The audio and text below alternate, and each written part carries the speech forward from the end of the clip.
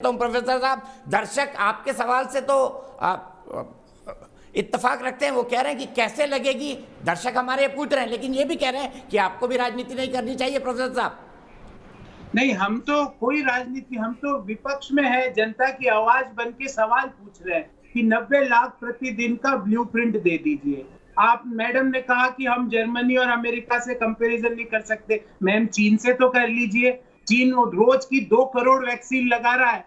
Ma'am, चीन दिसंबर 2021 तक 100% population को दोनों डोज दे रहा है। रोज की 2 करोड़ वैक्सीन लग रही है मैम, उससे तो कर लीजिए। आप किससे करना चाहते हैं कंपैरिजन? आप कंपैरिजन सोमालिया से करना चाहते हैं तो मैम, इस देश के लोग आपको ऐसा नहीं करने देंगे। आप अगर कोई अफ्रीका के गरीब देश से हमारे देश की तुलना करना चाहते हैं तो मैं आपको ऐसा नहीं करने दूंगा। मैं आपसे पूछता हूं, कोई भी इमर्जिंग इकोनॉमी बताइए, ब्राजील को ले लीजिए, चीन को ले लीजिए। आप कहते हो हम डेवलप्ड इकोनॉमी, मैं तो मानता हूं मेरे देश में इतनी ताकत है कि हम डेवलप्ड इकोनॉमी से तुलना कर सकते हैं, पर आप कहते हैं हम नहीं कर सकते। तो मैं कह रहा हूं चलो ब्राजील से करो, साउथ अफ्रीका से करो, चीन से करो, कहीं से तो करो। क्यों हमारी वैक्सीनेशन की रफ्तार पिछले 7 दिन की एवरेज 35 लाख है, जबकि चाहिए 90 लाख। मैम, राजनीति नहीं कर रहा हूं, मेरे पास पूरा एक्सेल शीट का मॉडल है, मैं आपको मेल कर दूंगा प्रोग्राम के बाद। आपका दीपक जी से मेल लेके आप अपने मंत्री जी को, प्रधानमंत्री जी को दिखाइए और उनको कहिए कि ऐसे वैक्सीन लगेगा तो ही 31 दिसंबर तक लग सकता है, अन्यथा नहीं लगेगा, नहीं हो सकता। मैम, मैथमेटिक्स को क्यों झुठा रहे हो? देश की 95 करोड़ जनसंख्या को लगाने के लिए आपको 90 लाख वैक्सीन प्रतिदिन लगाने पड़ेंगे। इसमें बच्चों को नहीं सम्मिलित किया अभी मैंने, उसमें मैंने अभी उन लोगों को सम्मिलित नहीं किया जो 1 साल के अंदर 18 वर्ष के हो जाएंगे। अगर उनको ले तो ये आपका हमारा वैक्सीनेशन खत्म होगा 2023 के अंदर। मैम, वैक्सीनेशन के सिवाय हम इस बीमारी से नहीं लड़ सकते, वैक्सीनेशन लगा के ही लड़ सकते हैं, अन्यथा third wave, fourth wave, fifth wave आती रहेगी, क्योंकि जो जो जो जो वायरस है वो म्यूटेट हो रहा है। म्यूटेट होने से रोकने के लिए वैक्सीनेशन लगानी पड़ेगी। क्या आप मुझे तसल्ली देके जा सकती है मैम कि अगले 7 दिन के अंदर 90 लाख डोज पर डे लगेगी? तो मैं आपकी बात को स्वीकार करूंगा और दीपक जी से अनुरोध करूंगा कि 7 दिन बाद एक और शो करें, मैडम को भी बुलाए, मुझे भी बुलाए। अगर 90 लाख लगेगी मैम, तो मैं इस शो पे बैठ के आपको अप्रिशिएट करूंगा कि आपने अच्छा काम किया। पर आप हर बात में,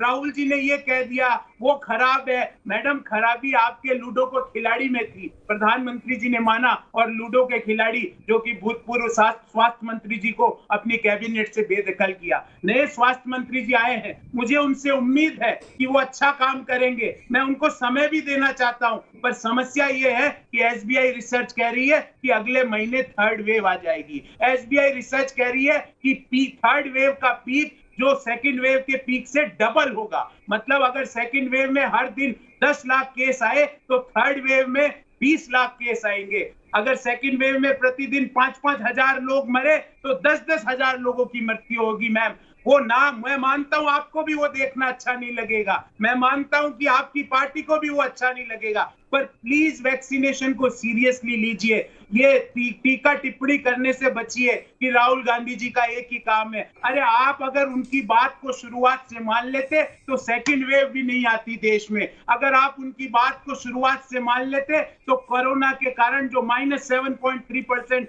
जीडीपी गिरी वो भी नहीं गिरती। आपने 2020 में उनका मजाक उड़ाया कि नहीं कोरोना तो कोई बीमारी नहीं है। ये स्वास्थ्य मंत्री का वक्तव्य है मार्च 2020 के अंदर। फिर उन्होंने कहा कि बिना वैक्सीनेशन के हम इस लड़ाई से नहीं जीत सकते, तो भी आपने उस चीज को सीरियसली नहीं लिया। दुनिया के सारे देश जब वैक्सीनेशन ब्लॉक कर रहे थे तो हमारे स्वास्थ्य मंत्री जी लूडो खेल रहे थे, मटर छील रहे थे, प्रधानमंत्री जी रैलियां कर रहे थे। जब हमारे बच्चे, घर के लोग, बूढ़े बिना वैक्सीनेशन के कारण मर रहे थे, उस समय हम हमारी वैक्सीन दूसरे देशों को भेज रहे थे, वैक्सीन डिप्लोमेसी के नाम से। हमारे यहाँ पे वैक्सीन एडिपेसी नहीं है और आप वैक्सीन डिप्लोमेसी कर रही थी। ना हमने राइट टाइम पे वैक्सीनेशन ड्राइव शुरू किया, ना राइट प्राइस पे किया, ना राइट क्वांटिटी पे कर पा रहे हैं, ना राइट ऑथराइजेशन हुआ। कभी बोला स्टेट खरीदेगा, कभी बोला प्राइवेट सेक्टर खरीदेगा, निजी अस्पताल खरीदेंगे। इन सब एक्सक्यूजेस से बाहर आइए। Corona is a very serious issue. Corona एक बहुत गंभीर इश्यू है। इससे जान का भी नुकसान हो रहा है और जहान का भी नुकसान हो रहा है। देश को बचाइए और बचाने के लिए ब्लूप्रिंट आप हमारे सबके सामने रख के जाइए। ठीक है प्रोफेसर साहब कह रहे हैं आप राहुल देखिए गांधी गौरव वल्लभ जी, दूसरी वे भी ना आता है, क्यों आप राहुल कांग्रेस गांधी की में बात मान नहीं और- लेती हैं अपराजिता जी?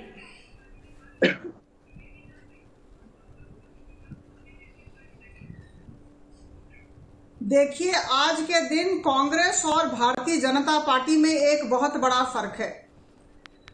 कांग्रेस टीका टिप्पणी और ट्वीट में जी रही है, यथार्थ की दुनिया से बिल्कुल दूर है। कभी भी वैक्सीनेशन सेंटर में कहीं नजर नहीं आ रही है, इन्हें पता भी नहीं हो रहा है जमीन पर क्या चल रहा है। और जहां तक केंद्र सरकार की बात है, कोरोना के साथ के युद्ध में हर एक मोर्चे पर हम प्रगति कर रहे हैं। मैं बार बार कहना चाहूंगी कि यह बहुत बड़ा आह्वान है। और जब गौरव वल्लभ जी ने एक्सेल शीट की बात कही तो उन्होंने बहुत अच्छे तरीके से नजरअंदाज कर दिया लोक संख्या को, जनसंख्या को।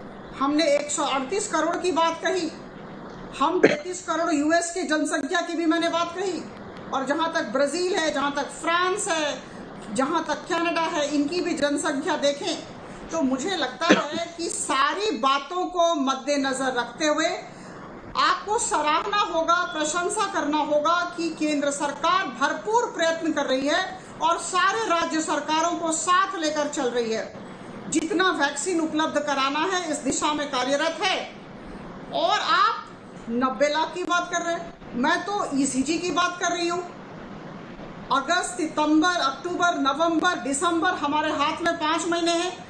आप देखिएगा जिस तरह से हम वैक्सीन की उपलब्धता करा रहे हैं, मुझे लगता है 90 लाख क्या हो सकता है 91 लाख भी हो जाए किसी दिन, और किसी दिन 95 भी हो जाए, किसी दिन 85 भी हो जाए, किसी दिन 80 भी हो जाए।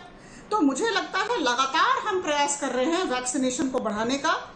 हर्ड इम्यूनिटी, मैं बार बार इस पर जोर देना चाहूंगी। हर्ड इम्यूनिटी की बात आप करें, आप तो ज्ञानी व्यक्ति हैं।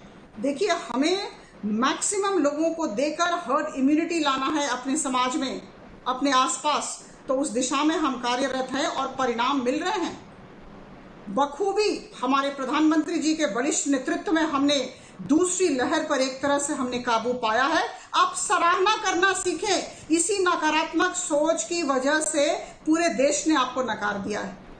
मुझे लगता है जब दूसरे देश के लोग हमारे प्रधानमंत्री जी की और हमारे पूरे सिस्टम की सराहना कर रहे हैं, हमारे प्रबंधन, हमारे कार्यान्वयन की सराहना कर रहे हैं, तो मुझे लगता है कि कहीं ना कहीं कांग्रेस का भी ये नैतिक कर्तव्य है कि आप केंद्र सरकार के साथ इस कठिन समय में खड़े हों। ये विकट परिस्थिति से हम गुजर रहे हैं और हमें सबकी सहायता की जरूरत है, सबकी सकारात्मक अप्रोच की जरूरत है। तो मुझसे आपसे मुझे यही अपेक्षा है।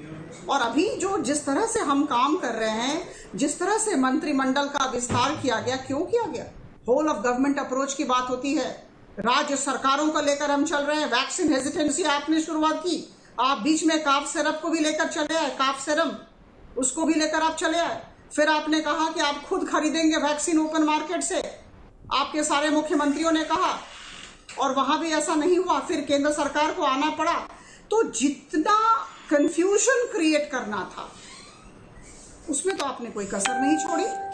और अभी हर दिन कह रहे हैं कि 90 लाख होना चाहिए। अरे भाई, मैं बार बार कहती हूं भारतीय जनता पार्टी की प्रवक्ता होने के नाते कि 90 लाख क्या, किसी दिन 91, 92, 93 लाख भी हो सकता है और कभी 85 लाख भी हो सकता है, 80 लाख भी हो सकता है। लेकिन हम प्रतिबद्ध हैं और हमारी प्रतिबद्धता पर प्रश्न चिन्ह न लगाएं, नीति और नियत पर प्रश्न चिन्ह न लगाएं।